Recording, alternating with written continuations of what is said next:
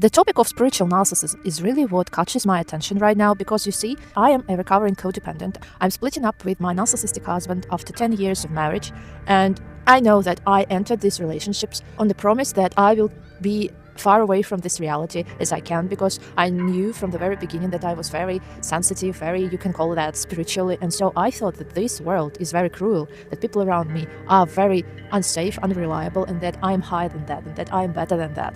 That's why I thought that there should be a unique place for me in this world, and I thought that I found this place with my narcissistic partner. Despite the fact that from a psychological point of view, I was just a codependent, I know that spiritually I was a narcissist. I was just spiritually narcissistic because I thought that I have a right to basically isolate myself from other people and this world in this very teeny tiny space with my narcissistic husband. And I thought that I'm entitled to have this place because, you know, I'm better, I'm more sensitive, I suffered a lot as a child, so like I am entitled to have this privileged space for me in this world.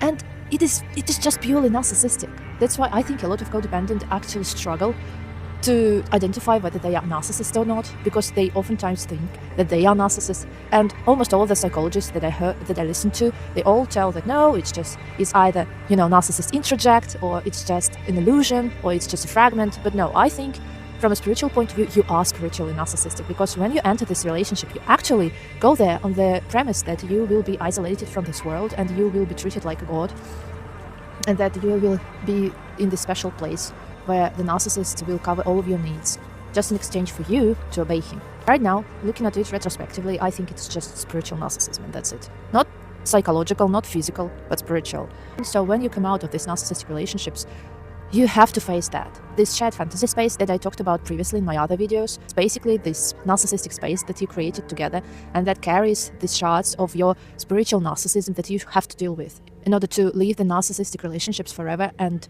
in order to actually finally start to live fully as a human and as a spiritual being.